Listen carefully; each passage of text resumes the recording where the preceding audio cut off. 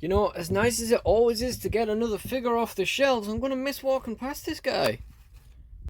Hey guys, welcome to the video. Today we are just doing NWOpening number 55, and it is Elite 90 Randy Orton.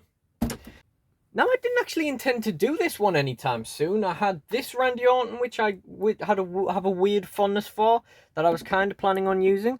And then I also have a young Randy Orton as well, the one with the NWO style RKO shirt. And yeah, I don't really know why I was so interested in this figure. I mean, the green, it is quite beaten up, but I quite like the green on him and everything. But the thing I remembered about him was him having like ratchet type boots. I think we can safely say they not only don't ratchet, but they're incredibly loose. So instead, he's going to go on eBay. I'm probably just going to also sell the young Randy, because I wasn't really sure whether I want to use young Randy or old Randy in my Fed. And to be fair, old Randy doesn't look that much older than Randy. So yeah, I thought we'd better just crack it out, because he's going to have a match in DSW really soon. So I love this Randy. As soon as he came out in this gear at WrestleMania, me and my friend said that's going to make a great figure. And it really, really does. And I mentioned this when I got this figure, but there was an AOPW pick fed set that I saw that had him like covered in blood and stuff. It just looked so good. I found this on, I think it was through A1 Toys, but on eBay for £10 and postage. And I was also trying to convince myself not to buy the orange young Randy as well, knowing that I would damn well be buying this at some stage. So I just picked it up.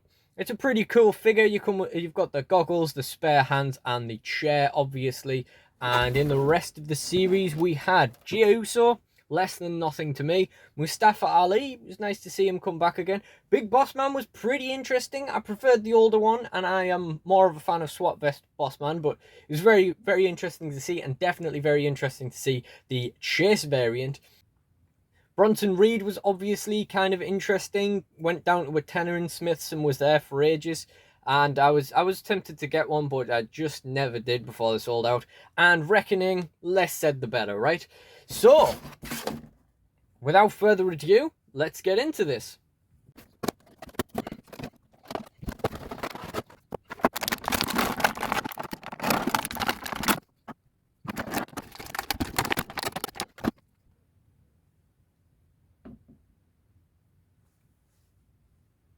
Okay, so wow, this is just a gorgeous figure, isn't it? The white and red, it's such a different look for Randy, but I'm pretty sure it'd look pretty great on anyone, really, to be honest. This is the kind of figure that you look back on in a few years' time and you think, wow, that is just beautiful. Like, I'd forgotten how nice that actually is. I mean, I'd forgotten how nice it is just from it being on my shelf, you know, just today, picking it off the shelf, looking at it, now opening it, seeing it in person. It's such a nice figure. It's such a nice color scheme, and I'm so glad that Mattel went for it. Although, you know, I'm not really surprised that they did. You know, they like making Randys, and it's a very nice Randy. So, initial impressions, the shoulder is another one of them stiff ones that we've been getting a lot recently. Obviously, the details are really, really nice. I like the little black parts under the knee pads. We've got the back of the figure there. We've got the Orton on the back. Let's take a little zoom in on the back there so we can see all of the tattoos, very highly detailed. Because the way that Orton's tattoos are and the way they're kind of spread out, it's very difficult to actually tell whether there's any like paint wear or anything like that on them. I'm sure there is, but I mean, that's got to be more of an upside than a downside, surely, because it means, you know, you can't see it once it starts taking damage. There's the Orton on the pants. Just really, really nice. Just, if you hadn't got the impression so far, I love this figure. I think it's great. So, in terms of accessories, we've got the chair, obviously. We've got the goggles with the purple kind of painted glass on them. I don't think I'll really be using these. Or at least I won't be using them for Randy. They could be used for some kind of, like, really daft kind of thing, I imagine. But yeah, and then we've also got the two Randy Orton post hands. Very, very nice.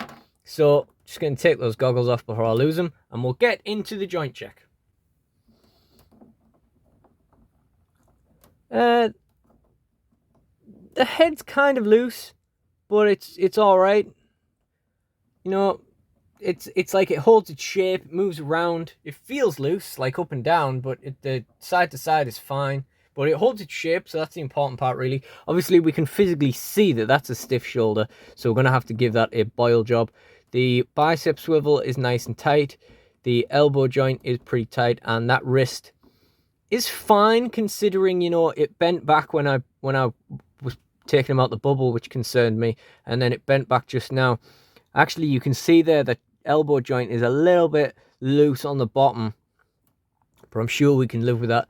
That's the beauty of double jointed elbows, I suppose. This shoulder is fine. That one goes out okay as well. That's perfect. Biceps nice and tight, and the elbow is nice and tight as well, as is the wrist. We got a torso joint, which, again, it's kind of loose, but it holds its shape, so that's all right. Waist joint is nice and tight. We got a hip that goes up fine. We got a knee that comes down fine. We got a boot swivel that goes fine. This boot is concerning me a little bit, though. Even while I was trying to just drop him down for the opening part, this boot, it keeps going up and down, left and right. Like, I don't know. I mean, as fun as that might be when he's having a match with Kurt Angle or something, it's not going to be great if he can't stand up because of it. That being said, you know, very generic black boots. We can easily do a boot swap on there. Or, you know, I might just find it useful. A little bit of articulation there. That hip was a bit tighter, but, you know, it still moves. The knee goes down fine. Boot swivel is good, and the actual foot on this one doesn't move like most of them. Now we'll just swap on the posed hands. And there we go with the posed hands on. That's about as well as I can pose it with the that stiff shoulder. Could lean him back a bit more though, but that's about as well as that arm's going to go. But yeah, really, really nice touch. The head scan's good as well. It's definitely Randy. And he's got that tattoo under his boobie, of course.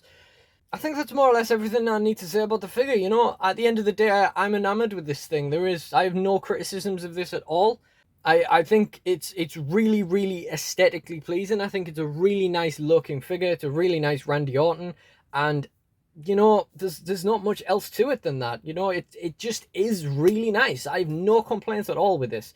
So how I like to finish off my unboxings is that I like to talk about what this guy's going to be doing in my figure fed. So in the next animated pay-per-view, because I had no real nothing really set up for the next championship match, Austin, who's currently got the belt over his jacket just so that it stays on my shelf a bit easier, Austin is going to have his own choice who he gets to defend the title against, and he's going to pick Randy Orton because he hasn't fought him before in DSW.